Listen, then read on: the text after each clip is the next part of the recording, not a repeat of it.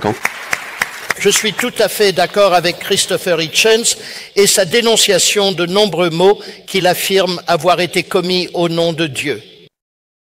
Mais j'ai appris à faire la distinction entre la grandeur de Dieu et le mal inexcusable qui a été commis par ceux qui se réclament de son nom. Ainsi, je n'en déduis pas que Dieu n'est pas grand et que la religion empoisonne tout. Après tout, si je ne faisais pas la différence entre le génie d'Einstein et l'utilisation abusive de sa science pour créer des armes de destruction massive, je pourrais être tenté de dire que la science n'est pas grande et que la technologie empoisonne tout. De plus, lorsque je repense aux atrocités commises par les régimes athées du XXe siècle, je pourrais aussi être tenté, mesdames et messieurs, de dire que l'athéisme n'est pas grand. Il a tout empoisonné. Pour ma part, je considère que la science révèle une part de la grandeur de Dieu. Le célèbre physicien James Clerk Maxwell, qui a découvert la théorie de l'électromagnétisme, a fait inscrire au-dessus de la porte de son laboratoire à l'université de Cambridge ces mots « Grandes sont les œuvres du Seigneur, étudiées par tous ceux qui s'en réjouissent ». Pourtant, Christopher Hitchens affirme « Grâce au télescope et au microscope, la religion n'explique plus rien du tout ». Je trouve cela impossible. Je trouve impossible, en tant que scientifique, de prendre une telle affirmation au sérieux, comme si utiliser un microscope et un tableau de Rembrandt pouvait prouver que Rembrandt lui-même n'existe pas. L'idée que Dieu et la science sont des explications mutuellement exclusives de l'univers est aussi fausse que de dire que le moteur à combustion interne et Henry Ford sont des explications mutuellement exclusives de l'automobile. Ce sont des explications complémentaires. L'une explique comment cela fonctionne, l'autre pourquoi cela existe. Pensez qu'à mesure que la portée de nos instruments s'accroît, la grandeur de Dieu, le Créateur, est d'une certaine manière diminuée. C'est commettre l'erreur de confondre le mécanisme avec l'agent. Lorsque Newton a découvert la loi de la gravité, il n'a pas dit « Maintenant que je sais comment fonctionne l'univers, je n'ai plus besoin de Dieu ». Non, son émerveillement devant la façon dont cela avait été fait a augmenté son admiration pour le Créateur qu'il avait conçu ainsi. Et Newton a écrit le traité scientifique le plus célèbre de tous les temps, les Principia Mathematica, dans l'espoir qu'il convaincrait l'homme réfléchi de croire en une divinité. Les télescopes peuvent nous montrer la splendeur du ciel nocturne, mais la science n'a pas mis les étoiles là-haut, pas plus que les lois de la biologie et de la physique, mesdames et messieurs. Elles décrivent ce qui s'y trouve, elles ne l'y placent pas. Stephen Hawking dit « L'approche habituelle de la science, qui consiste à construire un modèle mathématique, ne peut pas répondre à la question de savoir pourquoi il devrait y avoir un univers à décrire par ce modèle. » Il demande ensuite « Pourquoi l'univers se donne-t-il toute cette peine d'exister? A-t-il besoin d'un créateur ?» Oui, il a besoin d'un créateur. Alan Sandage, largement considéré comme l'un des pères de l'astronomie moderne et découvreur des quasars, a déclaré « Je trouve tout à fait improbable qu'un tel ordre soit issu du chaos. Il doit y avoir un principe organisateur. Dieu, pour moi, est un mystère, mais il est l'explication du miracle de l'existence, la raison pour laquelle il y a quelque chose plutôt que rien. » Einstein a eu l'intuition brillante que la vitesse de la lumière était une constante absolue. Mais que dire de l'esprit créateur qui a dit que la lumière soit et la lumière fut?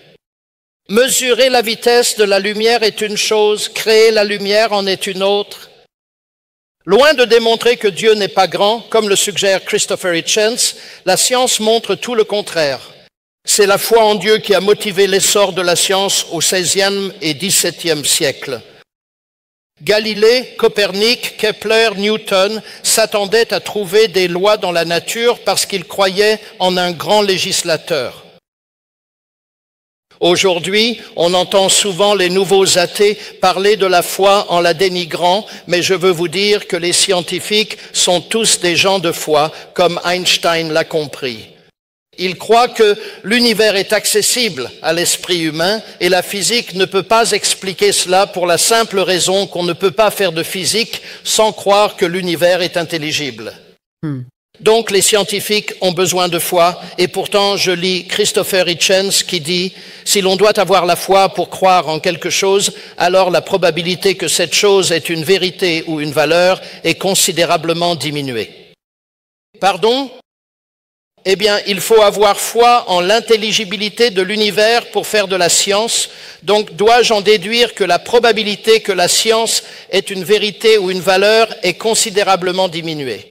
Dans ce cas, adieu la science. Et je présume que Christopher Hitchens, comme la plupart comme le reste d'entre nous, croit en sa propre existence. Oui, dois-je alors en conclure que la probabilité qu'il existe réellement est considérablement diminuée? Sa déclaration est une affirmation qui se réfute elle-même. Et je trouve ironique que les soi-disant nouveaux athées soient tellement passionnés par l'idée de débarrasser le monde de la foi qu'ils semblent aveugles au fait qu'eux-mêmes sont mus par la foi. Wow. Ils croient que leur esprit peut saisir la vérité. Ils croient en la science, ils croient que Dieu n'est pas grand. Pourtant, M. Hitchens nous informe, dans un oxymore classique, nos principes ne sont pas une foi, nos croyances ne sont pas une croyance.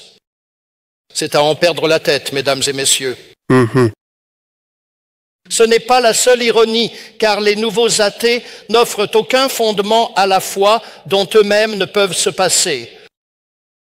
Après tout, si la vie humaine a été assemblée par des processus aveugles et non guidés, pourquoi devrions-nous faire confiance à nos facultés cognitives et à la validité de toute croyance qu'elles produisent, y compris l'athéisme et la science?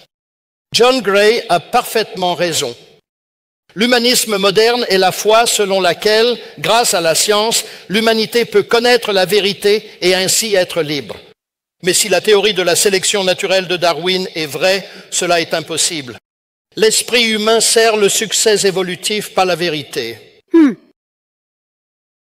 Eh bien, cela réduit toute rationalité à néant. Et loin d'être formidable, l'athéisme me semble irrationnel, anti-scientifique et incohérent, même si, émotionnellement, ses partisans semblent incapables de l'admettre. Or, comme l'avaient compris les premiers pionniers de la science, la justification rationnelle de la science est fournie par l'existence du Créateur, qui a créé non seulement l'univers, mais aussi l'esprit humain qui l'étudie. Au commencement était le Verbe, et le Verbe était Dieu. Toutes choses ont été faites par lui. Cela a parfaitement du sens pour moi en tant que mathématicien. La science est importante, mais elle a ses limites. Elle ne peut pas répondre aux questions d'un enfant « Pourquoi sommes-nous ici ?» Quel est le sens de la vie? Elle ne peut pas non plus nous dire si la littérature ou l'art sont bons ou mauvais.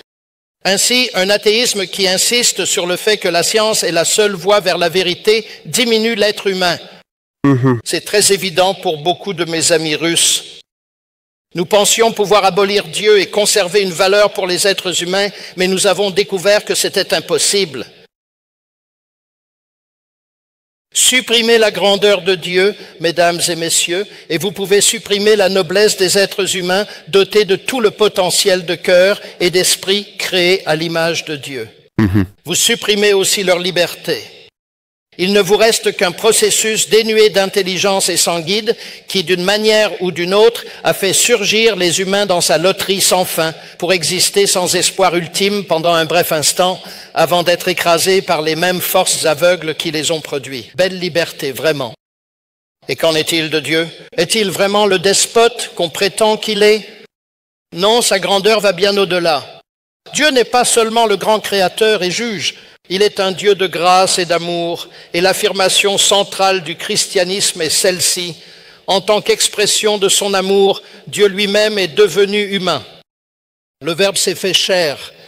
Le Christ nous révèle, mieux que quiconque, la grandeur de Dieu. Il a fait des déclarations uniques, affirmant être la vérité, être le Fils de Dieu, et il les a confirmées par une vie et un enseignement sans égal. Mais son enseignement moral n'était pas son message principal. Sa mission déclarée était de s'occuper du gouffre moral qui nous sépare, nous les humains, de Dieu, en prenant nos péchés sur lui-même. 1 minute.